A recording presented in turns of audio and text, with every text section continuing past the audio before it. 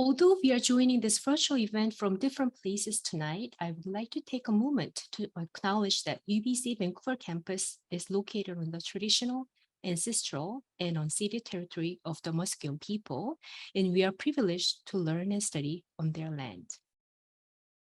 Here is an overview of this webinar. We will introduce 4 presenters first, and each presenter will give a brief introduction of their universities.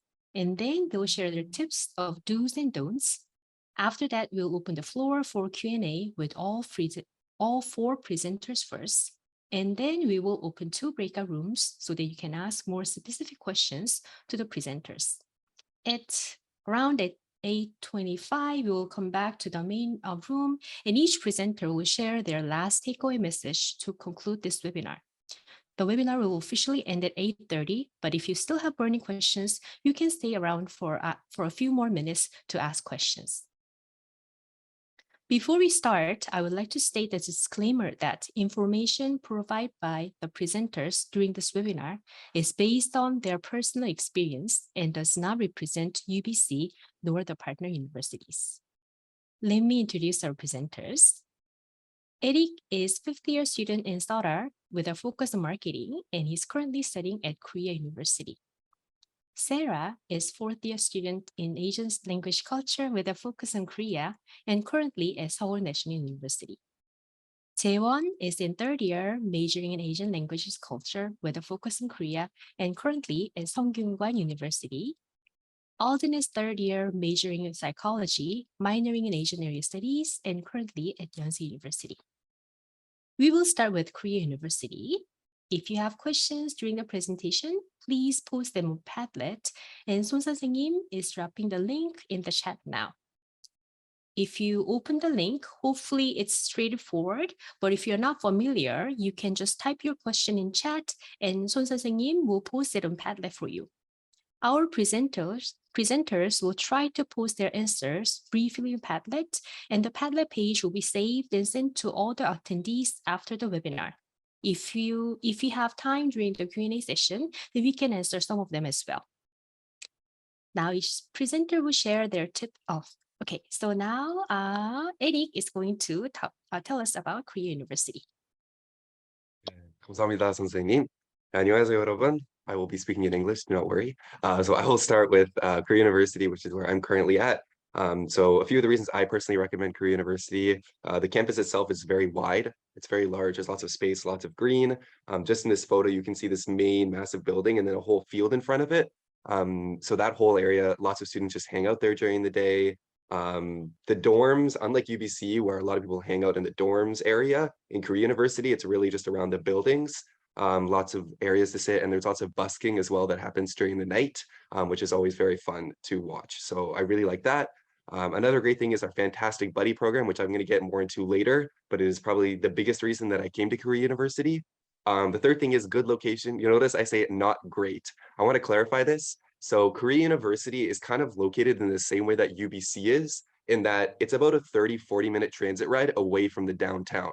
So when you're in Korea University, it's got its own little like student hub area, with a bunch of stuff. But if you want to go to lots of bars, go clubbing, do a lot of more active things, you're going to have to take transit to go to a different area. So for me, I don't mind because I'm not going out clubbing every night. And I really like that Korea University is more of a quieter area.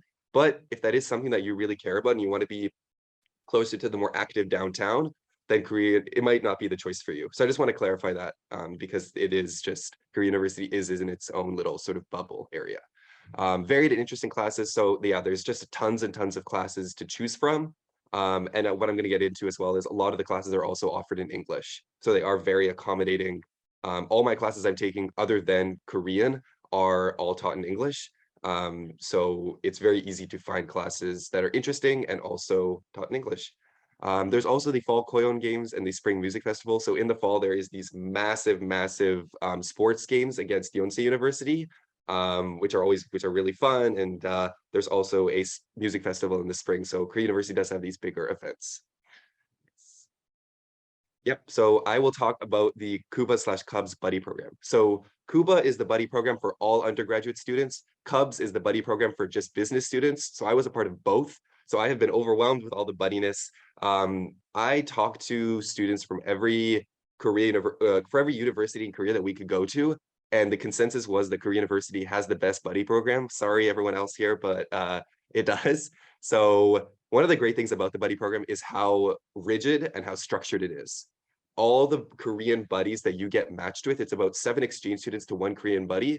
They organize weekly dinners and lunches every single week. Plus, you have 3 major events that they also organize. And you can go to your buddy for any sort of advice, any sort of help. I've heard almost no buddy horror stories. I've heard that everyone else's buddy is super responsive, really down to just hang out. They all know quite a bit of English as well. So I'd say the buddy program is really one of the best things about it. For me, I know quite a bit of Korean, so the buddy program wasn't as useful for me. But if you are a total newcomer to Korea and you're scared, this buddy program is a fantastic guide for you. The Korean language classes are fantastic. They're split up into reading, speaking, and writing and general Korean. So you can really narrow in on what part of Korean you're interested in and take those classes. So that's really great.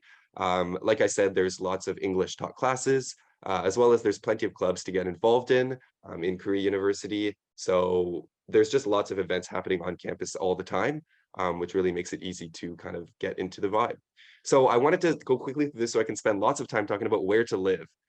So there's a lot of information here. I'm going to go through it. This is specific to around the Korea University area, but it's also pretty much anywhere around a university. These are sort of the options you have. So I'll go through each column first. First of all, a koshwon or a koshitel. So what is the difference? Both of them are sort of like hostels. So you have your bed, you have this, your desk, you have no fridge usually, sometimes not even a bathroom. So it's very, very bare bones. The difference is that Koshitel is slightly more high class because it's got the hotel tel in the name. So it's a little bit nicer, but they're really not the best. So the pros though, are they're extremely affordable. We're talking, you're paying like $400 per month, which compared to Vancouver is absurd if you're getting your own single room. So very, very affordable. They're also a fantastic location. They're usually right near the universities, and they are single rooms. So you're never gonna share a Koshiwon or a Koshitel with someone else. The cons are, yes, the room quality, they're very small. My height, I'm 2 meters tall, so I would not be able to survive in a Koshiwon, way too small for me. But I know lots of students who are living in Koshiwons, and some of the complaints they have are like some of the heating or the cooling really is not that great. Some of them are a little dirty. The biggest problem is the walls are crazy thin. So you can get kicked out if you are being loud past a certain time or showering at a certain time. So there are those cons, but again, extremely, extremely affordable and fantastic location. I also dropped 2 links here for you guys to sort of check out what the sort of facilities look like. So next is share house. So share house is basically a large house in which there are several rooms, some of them shared rooms, some of them single rooms, and there is usually 1 or 2 Korean owners of the house. And so they'll organize sort of events for everyone to come together to have dinner together, or for everyone to kind of go out together, and they sort of take care of the residents a bit more. While the Goshi is way more like you just do your thing. The owner doesn't interact with you at all. So good things about the share house, generally the room quality is better. I'm gonna go really quick. The owners are again really involved. There are shared facilities like shared kitchens, and there are lots of share houses that are made for foreigners. The price is a little bit higher, and the room quality again is not amazing. Drop some stuff that you can search up. 1 room. So 1 room is what I'm living in currently. 1 room is basically just like a studio, like a Ponderosa studio, basically. So you have really nice room quality. You're on your own. You could bring over guests whenever you want, blah, blah, blah. The issue is they're very tough to find. You usually have to go through real estate agents. It helps if you know Korean, and they usually have a deposit. So while like a Koshiwon or a share house, you can kind of just get in and just pay your monthly rent and then just get out. 1 room, we have to commit with a security deposit, which can be pretty high, around like $500, $1,000. So just keep that in mind. Drop some links here. Finally, the dorm. So the dorm is obviously the most safe, I would say, like in terms of just your support system. You have people you can reach out to help you figure out the process. It is, again, very affordable, which you'll see on the website. I think it's comparable to a Koshiwon, and it's very easy to apply for. The issue is there's a lottery, so there's a really good chance you won't get the kind of room you want. You might get a shared room with someone else, etc., which means you have a roommate. Also, specific to Korea University, there is a massive 20-minute hill leading up to the dorms. There is a bus that goes up to the dorms, but you have to take the bus then. Sometimes the bus doesn't run. And so That's something a lot of people do complain about. There are also lots of rules. So which you'll find like things like you can't eat or drink in your room or bring over guests. There's gender segregation. So I wasn't a fan of a lot of these rules. I would rather just be more independent, which is why I went with the one room. Again, I sent the link here for where you can find out more about the dorms. So just some general information about where to live. Thank you. Thank you, Eric. Now let's talk about Seoul National University. Sarah. Yeah. Hi, everyone. Hopefully you guys can hear me. So I'll be introducing Seoul National University. So as many of you know, Seoul National University is the highest ranking university in Korea. So if you do get in, you'll get some brownie points and bragging points with any like Korean, people you know. The Gwan락 main campus is located a bit farther away from the city center, kind of like Goryeo. We are in the southern part of Seoul. The closest stations are the Line 2 station, Seoul National University station, and then the Silim station. And then we also have a new Silim line that opened a Gwanaksan station right at the foot of the school. So that is another option. There are lots of buses, and then the free shuttle buses that go from Seoul National University station to school and back, as well as some other places. Taekdong for one of them. They are great for students. They are free. There's also the famous Sharosugil area and the Nokdu Street that I don't think I put on there, but they are kind of like Korea that Eric was talking about. They have their hubs. So those are the hubs. They have pretty good cheap food and cafes for students, and it's about a 5-minute walk away from the main gate, which is in that picture. So some advice for those thinking of coming to Seoul National, like just in general, hills, stairs, walking is your legs are gonna get their workout here, leg day every day. And because the Gwanaksan campus is at the foot of a mountain or between the mountains, it is a lot more stairs. Well, the buddy system at Seoul National University, I'm not personally a part of it. Like my introduction, I major in Korean, so my Korean's pretty okay. But if you do not know any Korean, I would recommend going into it so you get a bit more, get to be part of the activities and things they do. Although I do have a couple of friends who are part of the program and wouldn't give it that good of a rating. So yeah, you're not wrong, Eric. Your friends aren't wrong. So dorm applications and stuff, like Eric said, it's very, very fierce. And I personally am currently in a share house, which I found at that site, which is in the picture, Come and Stay. And so I would definitely recommend finding a place beforehand coming to Korea. So then you don't have to, if in the case that you don't get through your dorm, then you do have a backup plan, because finding a place after coming here is a bit of a rough situation. Let's see what else. Courses. So there are not that many courses. There are a lot of courses. It's just not that much of a deep kind of courses. They are very introductory courses. But when you're looking to come to SNU, it is a bit, it's recommended that you look through the courses first and make sure there are courses that you can either transfer back for your for your degree, or look to get the electives done here. They do have lots of interesting courses. They're just not as deep as you may want for like 3rd or 4th year courses. So do keep that in mind. Interestingly though, they do have a thing for Korean students at SNU that they have to take in a certain number of English top courses. So we will find a large population of Korean students in your English classes. So if you're confident and outgoing, go ahead and talk to them. Then you can probably make some friends there. It is a bit easier in that case. I've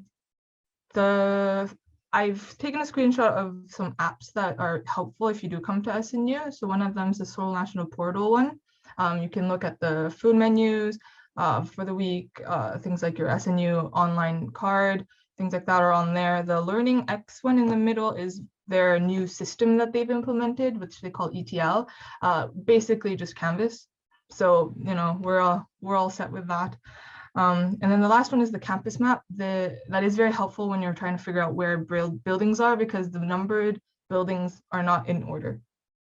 So they're all over the place. So that is a good app to help with that. And then to finish up my presentation, I'd like to talk about a couple of tips and advice. The first one is the 1,001 student meal. That's around $1, Canadian dollar, if exchange it. The price only applies for a limited B menu option at the student center cafeteria. Out of like 3 daily options, there's like A, B, and C menus. The other menus are rather cheap as well, 3,000 to 6,001, depending on the meal itself. But to get the 1,001 meals, you have to go up to the counter at the student center and then show your ID, and then you can pay either in cash or card. It is cheap, not like in the picture, it's not that small of a portion. It is pretty okay. I don't remember what exactly that meal was. It is good. It also is a good way to kind of try some Korean food if you're not really used to some Korean food. They do have varying menus, so things like sujebi, galbitang, jajangpap, things like that. So very good. The second thing is if you do come, definitely use the library facility. They do have enormous rooms, quiet rooms that are specific for studying in. You do have to technically reserve them, but they have kiosks that you can just tap in, and they do have English on those as well. They also have a media lab on the 6th floor, I think. They have TVs and couches that you can sit on and watch the borrowed movies there. They also have recording rooms to do any like recording projects that you have to do for class. And they also have a VR experience room, which I haven't tried. I will try. It sounds very interesting.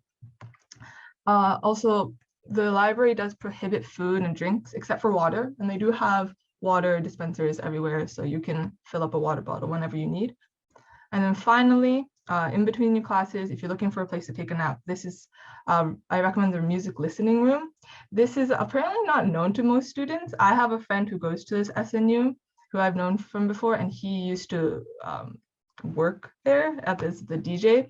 And so it's free to use for students. There are lots of seats. It's a very quiet room, a lot of people napping. They play relaxing music such as jazz and classical music, and you can make song requests if you put it on a piece of paper and put it in a basket, and then the DJ will come out and like look at the request and kind of change up there. So yeah, so that's a couple of things about Seoul National University.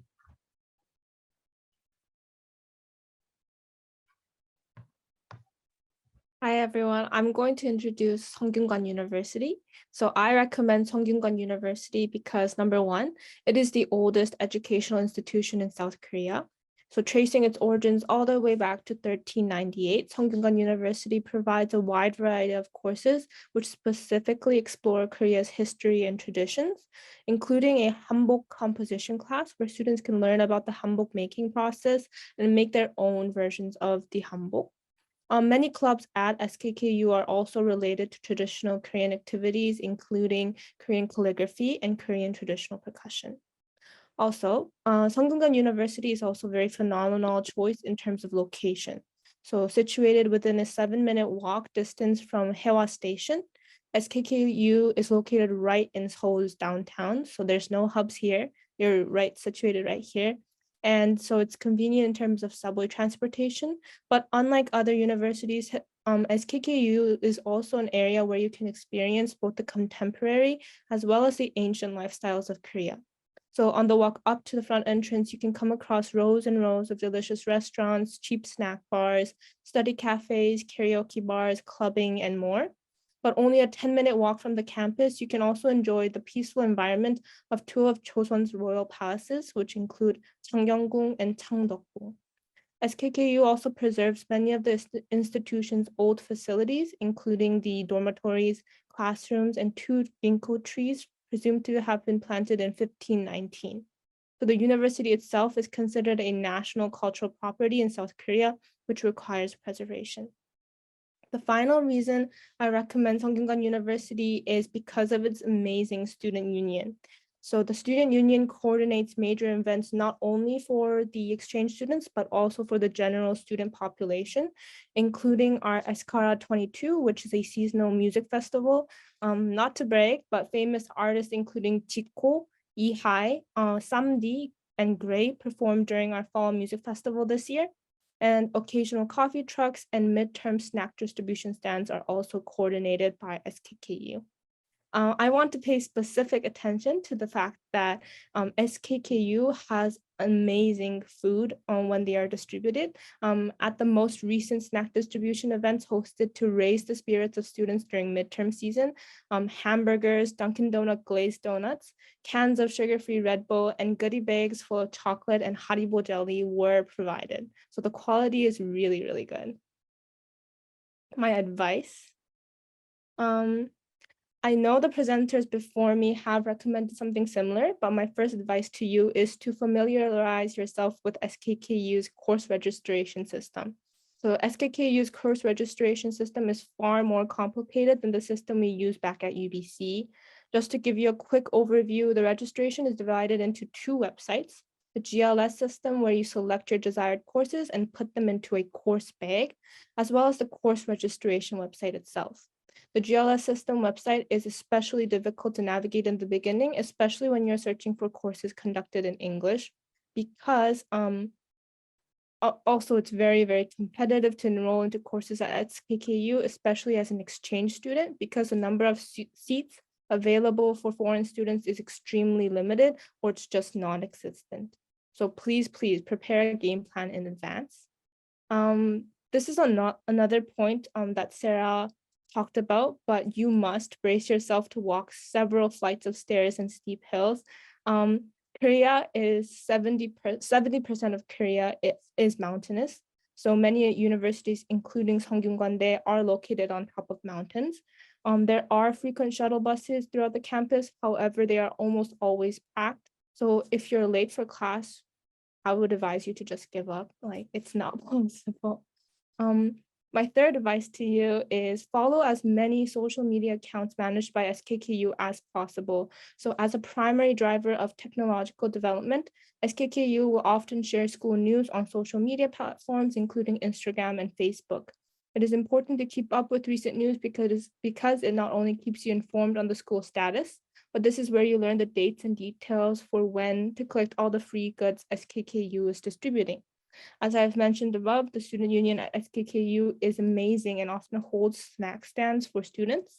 So in addition, SKKU will often publish discounts for meals at neighboring restaurants. So I advise you to keep an eye out. And my final one, I was contemplating whether I should talk about this, but I wanted to give you my most honest feedback. So this is very important. So if the main objective of your study period is to improve your Korean language abilities, I would not recommend Seonggyungan University.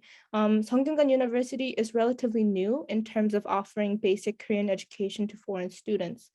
As a result, the Korean language program at SKKU is very uncoordinated and very, very theoretical. There is little to no practical learning, so you won't be able to practice your speaking or writing. There's very limited time. So if you want to improve your Korean language competencies, I would suggest you consider Yonsei University or Koryo University, which is far more experienced in Korean language classes.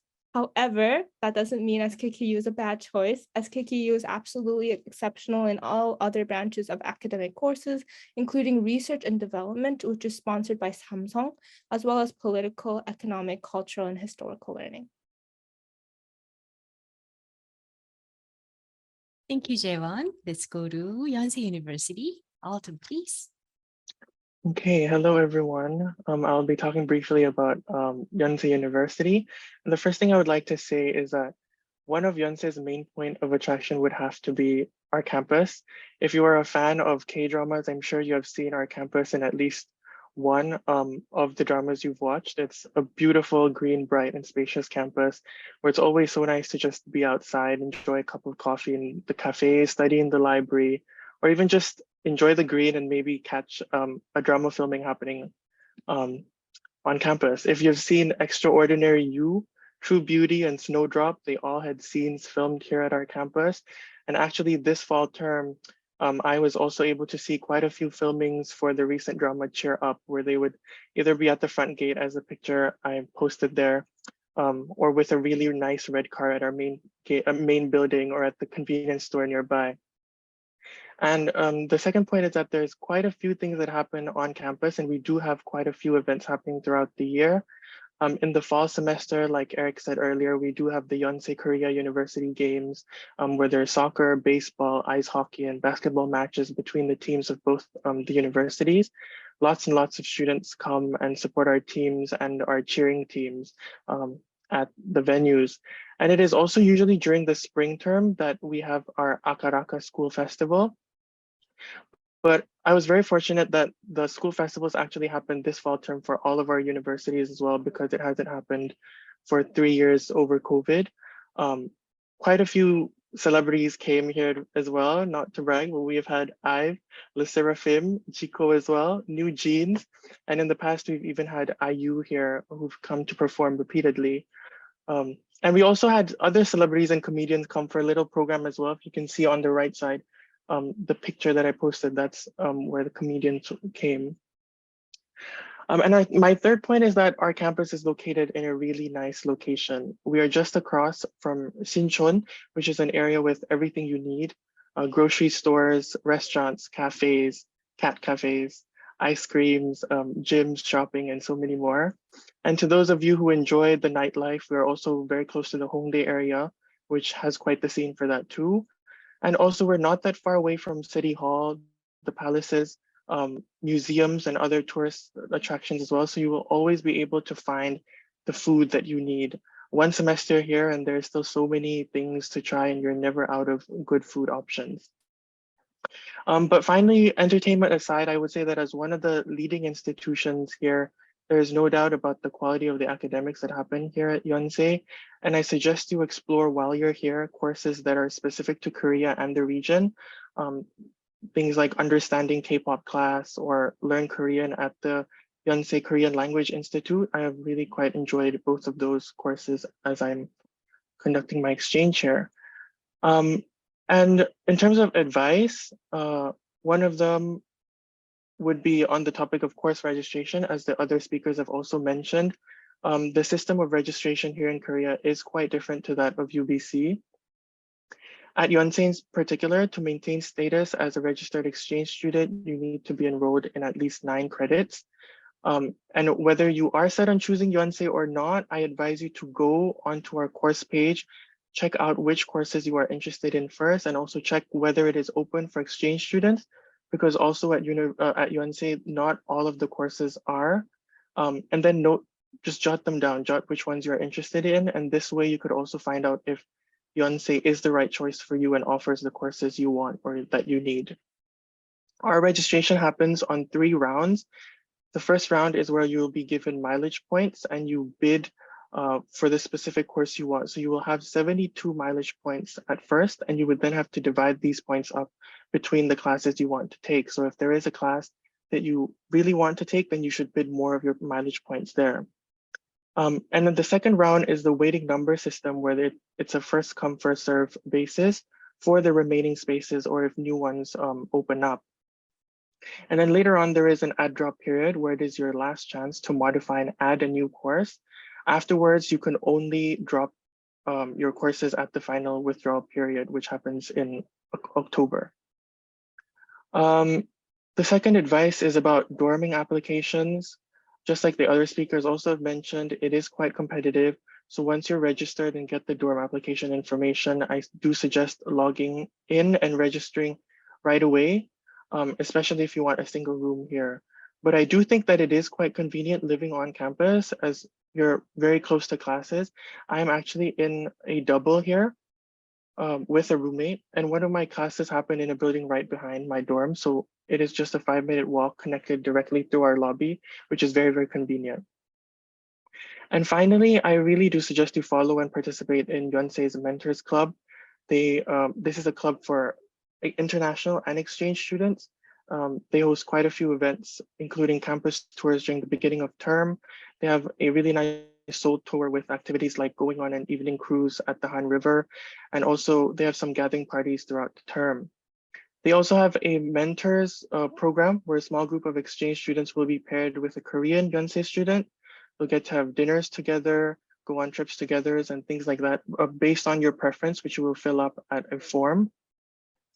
And also keep an eye out for a language exchange program that pairs you up with a Yonsei student who is trying to learn another language. And it does not have to be English, but if you're trying to learn Korean and have another language to share, this is a really good opportunity. And unfortunately, I missed this. So that is why I'm strongly encouraging you to participate if you are interested. And because of time, if you have further curiosities and questions, feel free to ask me in the breakout room section later. That'll be it from me for the moment. Thank you, Alden. Now we are going to each presenter will share their tips of do's and don'ts. So Eric, please. Yeah, so both of my do's are related to basically Korean. So the first thing is 100% always, no matter what university you go to, unless I guess it's Sungkyunkwan, but take a Korean language class because it's just the best idea you could possibly have and you'll meet lots of people. Another thing I did a lot was I used the app HelloTalk before coming to Korea. And through that, I was able to meet lots of Korean people. And actually, that is one of the reasons I have left my room so much while in Korea is because I met so many Korean people I met through HelloTalk. So it's a really great way to easily meet people who are very interested in foreign students and who, want to hang out and chat in English or Korean. Yeah. Thank you. Sarah, please. So my dues is, if you can, arrive to Korea early so you have enough time to get accustomed to the surroundings, maybe take a couple walks through your school campus and get any sort of administrative governmental stuff done. Personally, things like the ARC, I think Alden's going to talk about that as well, but yeah, getting that as soon as possible, especially if you're here for a long-term year program, then it is a lot better. Also, figuring out how you're going to access your money is also, and phones is also a very big thing. I think more recently, Korea's been very, very on their 본인 인증, which is like self-verification identity thing. You need it to even get delivery things that, if you come to Korea, you want to try things like that. You do need a Korean phone number as well as a Korean bank account. They don't take foreign cards as much anymore since the last time I was here. So it is if you're going to stay for a longer time, think about how you're going to access your money, whether it be through the Wise, I think a lot of people use, or getting an actual bank account, Korean bank account here. Another thing, the phones is, if you're here for a short one-term exchange, I don't know if you can get a proper phone that will let you do the verification thing, because I think as for the place that I went, it was you have to be there for 6 months minimum to get a postpaid phone plan, which allows you to do that. If not, you have to do a prepaid and do that monthly. So you'll have to check again with your wherever provider or wherever you get your phone to figure that out. Thank you. Jaewon, please. My due is to familiarize yourself with Korea's transportation system. So it's very, very important to do this because unlike Vancouver's very straightforward transit lines, there are 23 subway lines in Seoul alone. So transportation in Korea is very convenient and always available, but for foreigners, it can sometimes be very confusing when there are millions of subway exits and constantly buses going and coming. Okay, Alden. Okay, I'll be talking about the ARC a bit that Sarah mentioned. So once you get to Korea, you will be required to apply for the alien registration card, which is required to be able to open bank accounts, verify the Korean phone number in Korean apps, including the food delivery app. So the faster you do this, the better it is. And for Yonsei students in particular, there are 2 ways to do this. The first way is to book an appointment yourself at the immigration office, where you'll go there directly, submit your documents, register your fingerprints and things like that. Or the second option is to go through it with the group application Yonsei hosts, but that takes a longer time. Since I've arrived here in late August, and applied in September, I've only gotten my ARC about 2 weeks ago. So it does take a lot of time for that. So I would advise you, if you know when you're arriving in Korea and you've booked your tickets, I would suggest you book your appointment with the immigration office as soon as possible, because their spaces do fill up very quickly.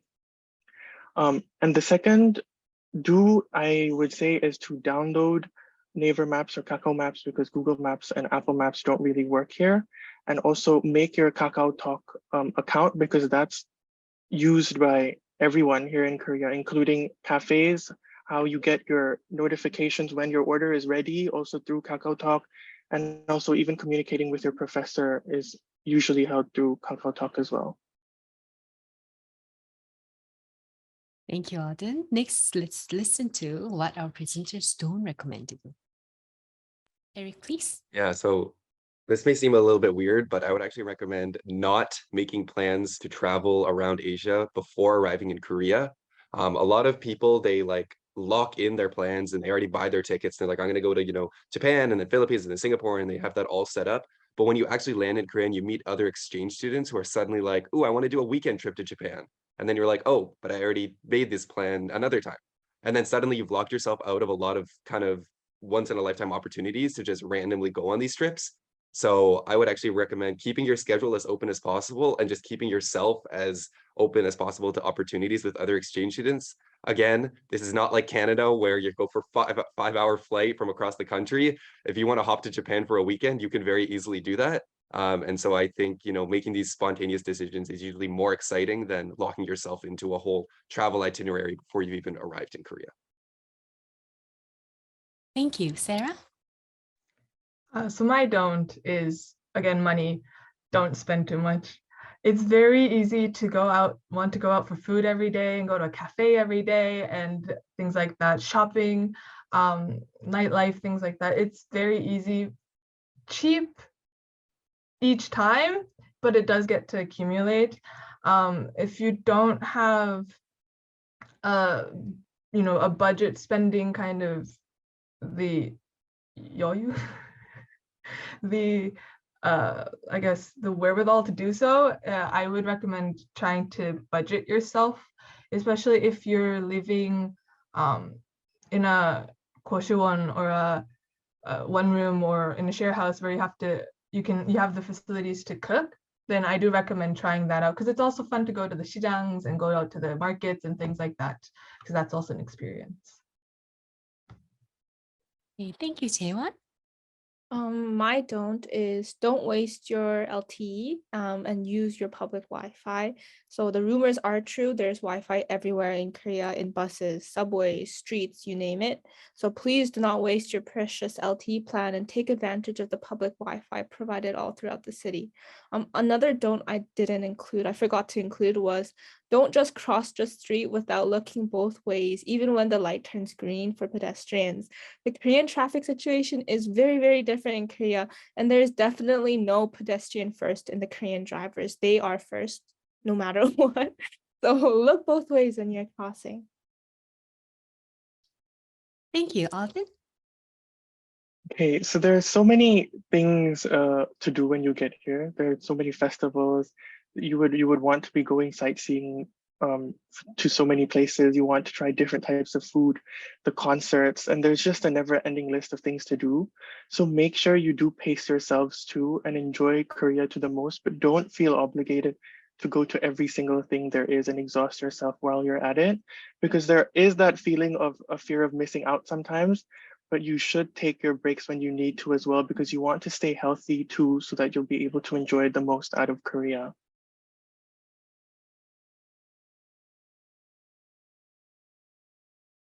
Okay, thank you, Alden. So now we are going to open the floor for Q&A. So some students posted their questions on the RSVP form, and we selected a few that were most frequently asked. So I'll start with the first question. The first question is, how easy or difficult is it to make friends? Taewon, can you say something? Yes. Unfortunately, it's quite difficult to make Korean friends because Korean people are very proud people, so they don't like to make mistakes.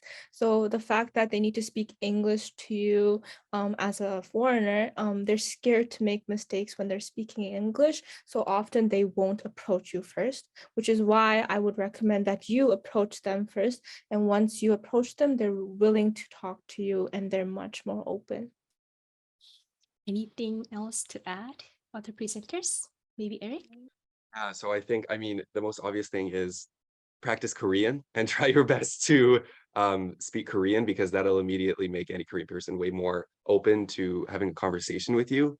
Yeah, and as well, put yourself in situations in which the Korean person is open to meeting a foreigner. Like I found when I was in my classes, if I would randomly talk to a Korean person sitting beside me, they would either be really scared, really uncomfortable, they would like not respond to me at all.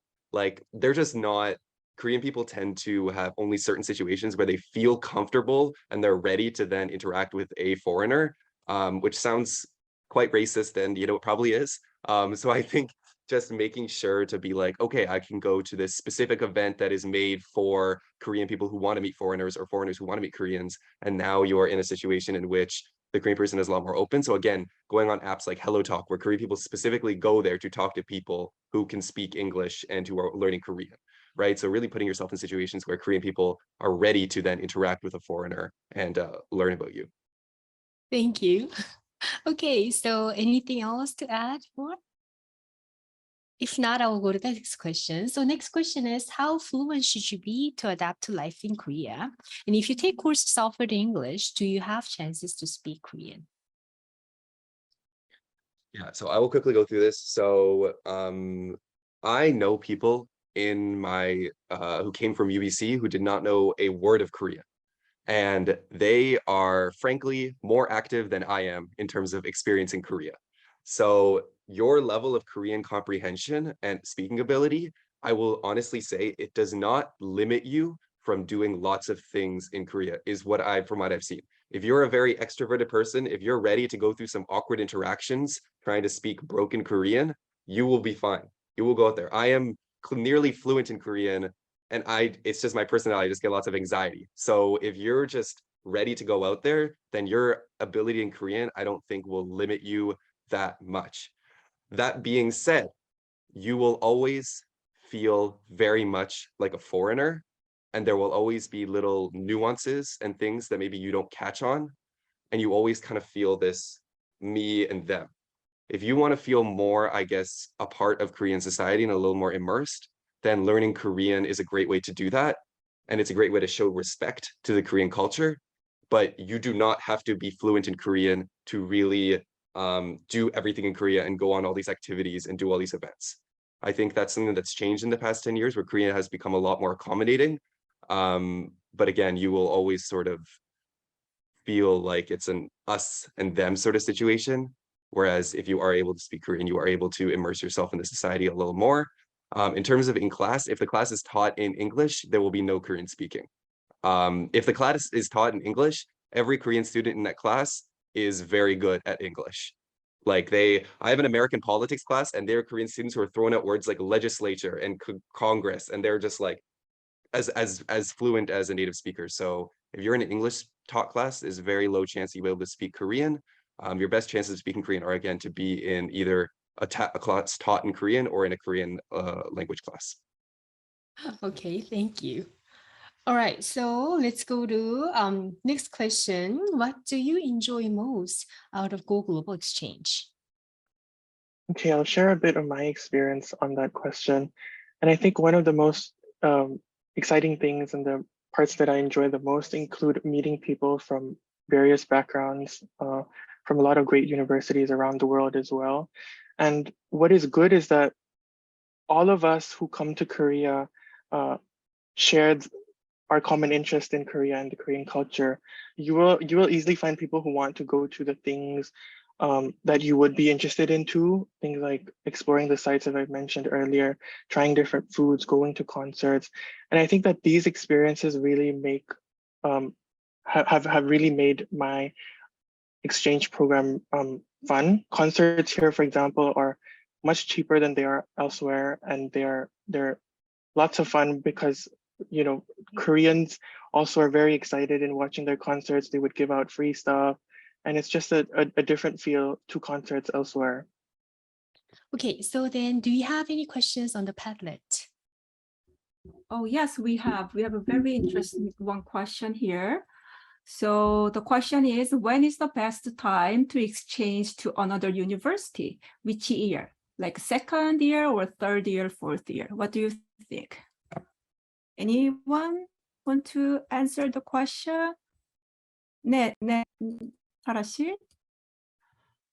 So personally, I would say if you want to go on exchange, I would recommend about second or third year, just because first year you're gonna have to get used to this school, you know, university kind of environment.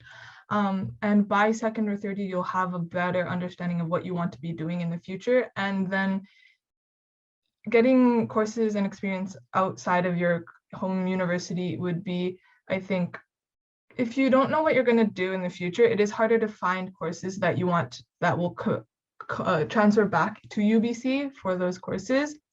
But I would also recommend, if you can, in later years, because that way, for me personally, I'm here on exchange and I fulfilled all of my requirements for my court degree and stuff. So I'm here solely for elective purposes.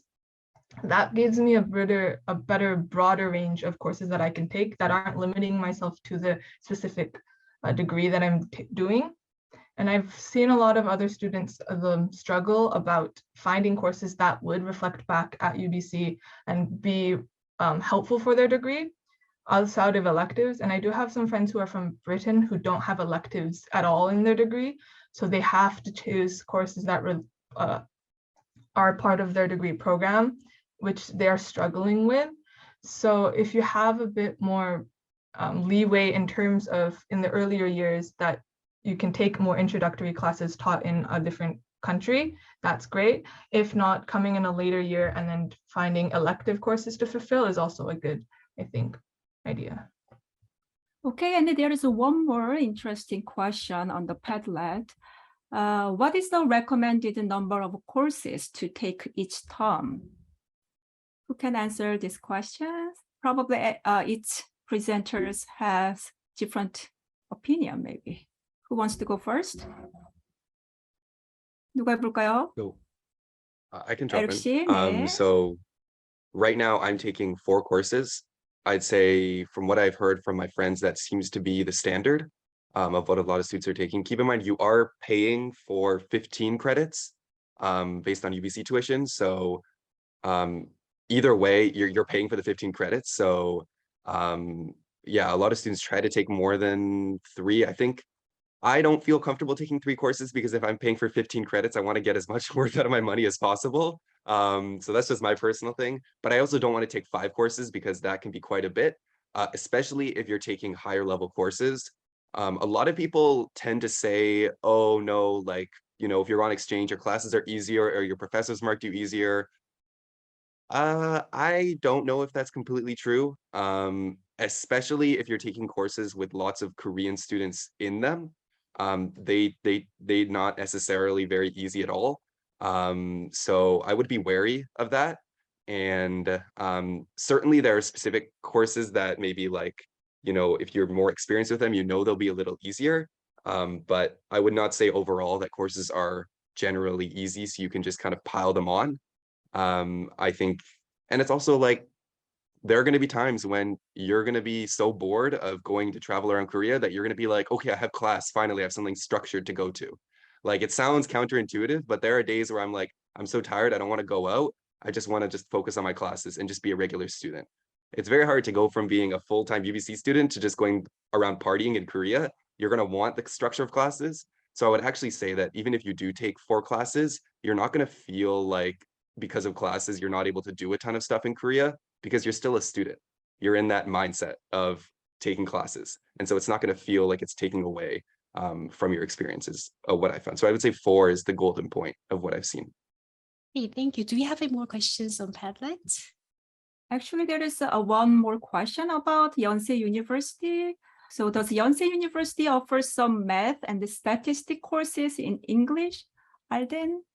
I am not very certain about statistics and math courses because Yonsei University does have a very specific set list of courses that exchange students can apply for. Some in some areas of, for example, I think it was business that exchange students cannot take the classes in. So that's why I also suggested earlier to check through the Yonsei portal first to see whether or not you have courses that are available for you. Thank you. Then maybe now we are going to open the breakout room so that we'll have one room for Korean and SNU, Korea and SNU, and the other room for Sungkyunkwan and Yonsei. You can choose which room you want to go, and you can move to another room when you want. And we'll come back to main room maybe in 15 minutes for closing remarks. And if you do not know how to join another room, then just stay there or let me know, and we'll move you into the room that you want. 선생님, is the room ready? 네. So we'll open the breakout room.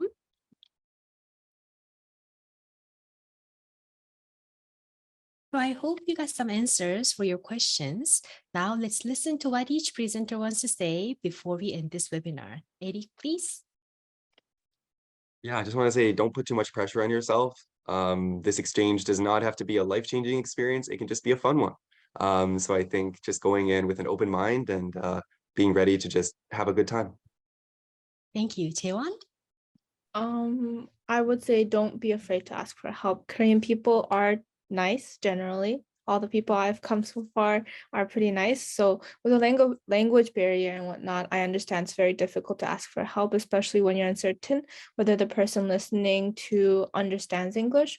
However, most Korean people are generally happy to help, and they are really good at speaking English. So it's always better to ask than wasting your precious time lost in the middle of nowhere. Thank you. Sarah? So mine's probably the same as everybody, but don't pressure yourself to do so well academically as you might do back at UBC. Obviously, don't fail, but also, you have the weekends, and if you're here for exchange for a year, you do have about 3 months period between terms, that you do have the time to enjoy and go out and go for those trips and stuff. So yeah, enjoy. Thank you. Alden? Yes, the same for me. I'm actually only here for 1 semester, and I've said in the breakout room that now it's already November and just under a month I'll be back to UBC already. It's crazy how fast time goes here. So do enjoy every single moment on exchange. Don't be afraid to go out and explore on your own as well. Korea is pretty safe for that. Waiting for your friends might take time, so don't be afraid to go at it by yourself as well. And yeah, just enjoy every single moment of it. It really goes by very quickly. Thank you. So this is the end of the webinar. Let's applaud our presenters for making time on a beautiful Saturday afternoon in Korea for our webinar and sharing their value tips from their experience. Thank you so much. And I really hope many of tonight's attendees also can have the language exchange experience in Korea and come back to share your experience with us in the future. So please follow us on Instagram, Twitter, Facebook to hear about our upcoming events, and Dr. Son can drop the links in the chat. Thank you for coming, everyone. Have a good night. If you still have questions, you can stay for a few more minutes, and some of us will stay around to answer your questions. Thank you.